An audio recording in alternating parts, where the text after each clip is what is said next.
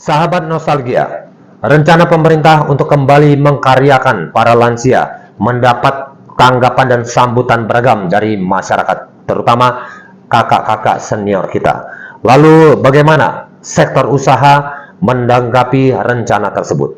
Ikuti wawancara kami bersama Profesor Sukro Muhab selaku staf sus Kemnaker di sela-sela acara workshop inklusi untuk semua lansia bekerja, lansia berdaya berikut ini. Gimana Pak sejauh pandangan Bapak terutama sektor usaha terhadap perhatian terhadap lansia ini? Baik, jadi gini, kita ini kan dasarnya harus adil ya, harus adil. Yang pertama, adil itu artinya bahwa dunia usaha bukanlah miliknya para pemuda saja, bahkan bukannya miliknya pencari kerja saja. Tapi mestinya dunia usaha itu adalah selain miliknya para pencari kerja, kemudian juga disabilitas dan juga lansia. Lansia ini sebetulnya kalau kita ingin mengidentifikasi banyak orang-orang yang sebetulnya masih layak ya, bahkan mempunyai pemikiran-pemikiran bagus. Saya punya dosen saya dulu usia 84 tapi kalau mengajar cemerlang. Bahkan dia sudah pakai kursi roda pun tetap ya masih pemikirannya itu cemerlang dan tidak dikalahkan oleh anak-anak muda para mahasiswa.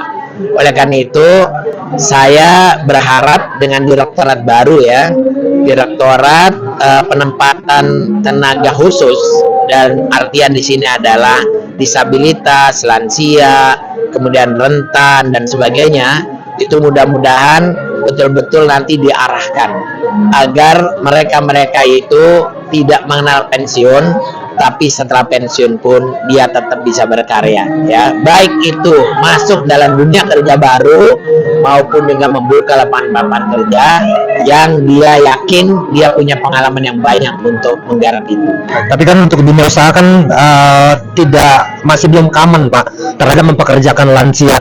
Bapak ada pesan nggak buat para pelaku usaha tentang hal ini Pak, imbauan atau apa Pak? Baik, jadi saya pernah berkunjung ya beberapa negara ya. Di antaranya adalah banyak usia-usia tua itu atau lansia itu yang cocok dalam dunia kerjanya ya. Terutama misalnya di dalam dunia usaha itu kan tidak semuanya harus menjadi pekerja-pekerja utama ya. Tapi ada juga pekerja yang bisa bekerja di administrasi, mungkin pengalaman dia selama ini mengelola itu bagus ya, kemudian juga bisa bekerja dalam hal administrasi, kemudian juga keuangan, kemudian juga pemikir ya, karena saya yakin dengan pengalaman yang banyak maka mereka pun juga bisa menularkan atau membimbing anak muda itu. Oleh karena itu dunia usaha ini mestinya juga mengidentifikasi, memberdayakan yang lanjut usia ini, terutama adalah yang mempunyai kreativitas dan karya-karya terbaiknya, dan itu kan bisa dilihat dari portofolio selama dia bekerja yang masih masuk dunia pensiun. Nah itu harus diperhatikan gitu. Ini kabarnya kami dengar lagi menyusun modul dan juga menyusun regulasi nih Pak buat dunia usaha maupun buat lansia. Nah di regulasi yang baru ini ada nggak apa sanksi atau pressure buat perusahaan atau pelaku industri untuk memberikan perhatian pada lansia Pak? Baik, kalau regulasi itu kan kalau sudah diundangkan ya baru dikatakan itu berlaku. Oleh karena itu saya tidak berani mendahului ya. Yang jelas kami ini sedang coba membuat regulasi sehingga lansia juga sama seperti disabilitas 1% dari perusahaan ya, dunia usaha itu harus menyatakan 1% disabilitas, dan saya berharap lansia pun nanti juga diperhatikan.